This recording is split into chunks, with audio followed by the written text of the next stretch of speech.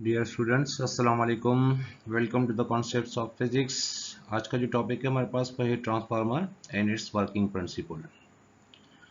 Transformer figure में आप देखें कि ट्रांसफार्मर जो है एक प्लेट्स होती हैं आयरन की और उसको मिला के इसका एक कोर बनाया जाता है। फिर उस कोर में एक साइड पे मतलब उसकी लेफ्ट साइड पे एक वायर को वूंड किया जाता है, मतलब एक कॉइल बनाई जाती है। इसी हिसाब से इसकी राइट साइड पे भी एक वायर को वूंड किया जाता है जिससे एक कॉइल बनाई जाती है। अब लेफ्ट साइड वाली कॉइल को हम कहते हैं कि ये इसकी प्राइमरी कॉइल है और राइट साइड वाली कॉइल को हम कहते हैं कि ये इसकी सेकेंडरी कॉइल है।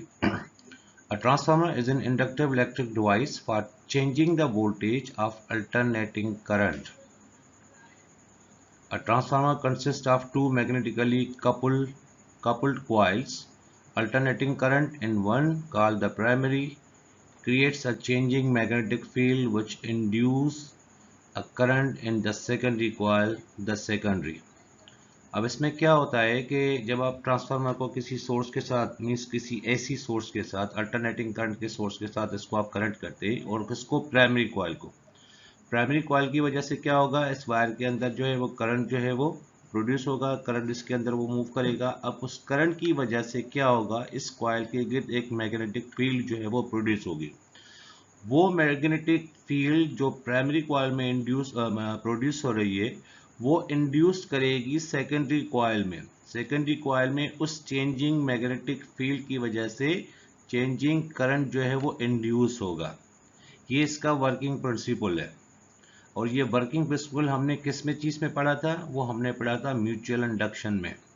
म्यूचुअल इंडक्शन में भी एक कॉइल थी, उसके बराबर हमने दूसरी कॉइल रखी थी। जब हम एक कॉइल को कोई सोर्स से उसके अंदर करंट जो है वो पास करवा रहे थे तो वो अपनी मैग्नेटिक फील्ड की वजह से नेबरिंग कॉइल में एक इंड्यूस करंट जो है वो प्रोड्यूस कर रहा था।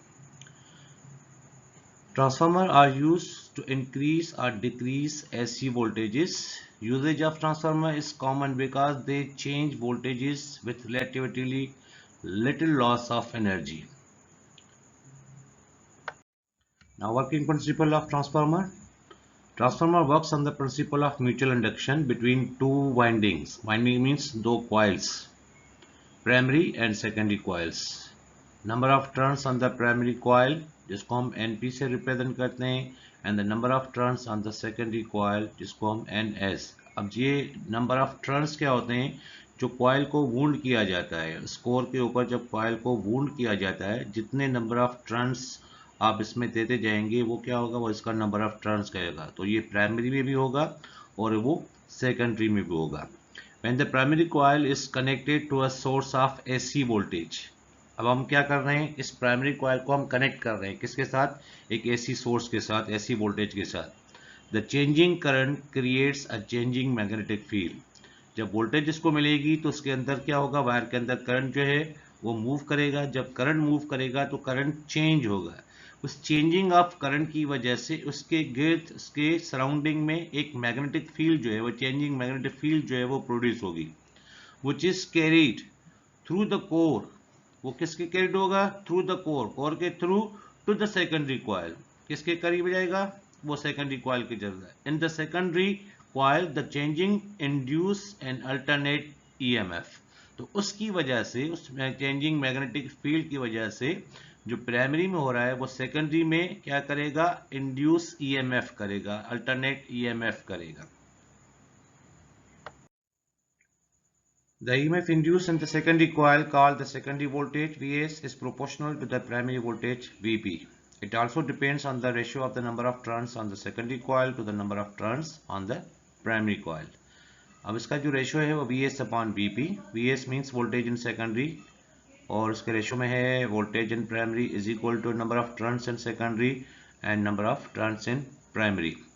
If the secondary voltage is larger than primary voltage, अगर सेकेंडरी वोल्टेज लार्जर हो किसके मुकाबले में, प्राइमरी वोल्टेज के, the transformer is called a step up transformer. अब इसका कोई एग्जांपल ये हो सकता है कि मोस्टली हम एसी वगैरह चलाते हैं या फ्रिज वगैरह चलाते हैं तो उसके साथ हम एक स्टेबलाइजर लगाते हैं, क्योंकि कभी कभार वोल्टेज जो है वो ड्रॉप हो जाती है। तो वो स्टेबलाइजर ये काम करता है कि वो उस कम वोल्टेज को स्टेप अप कर देता है, मतलब उसको वोल्टेज को बढ़ा देता है।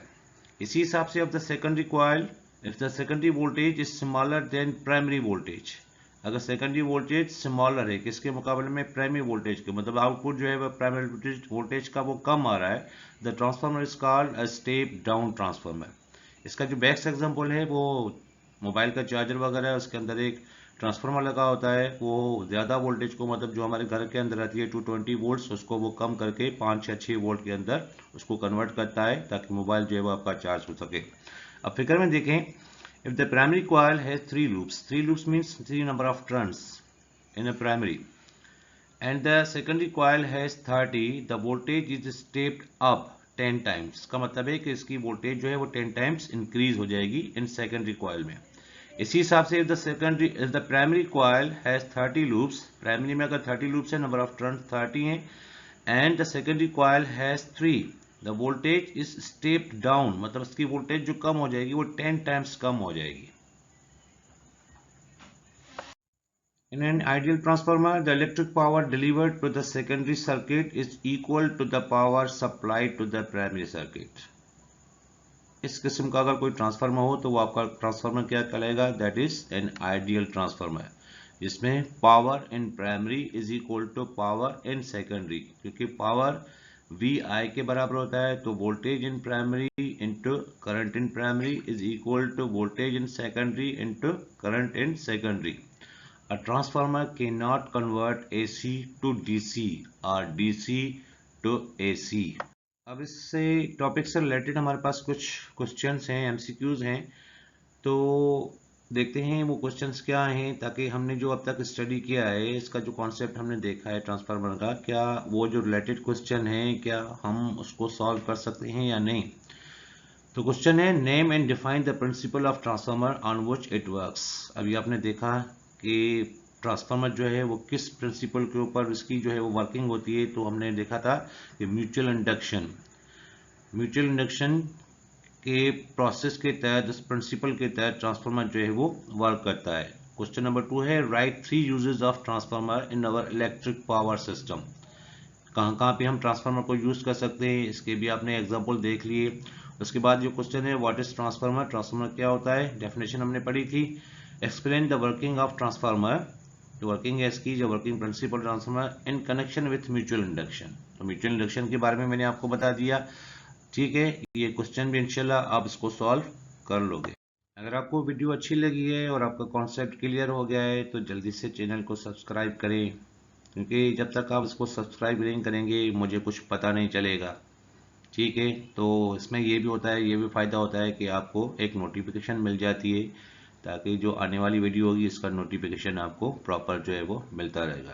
तो like, share and subscribe. Thank you.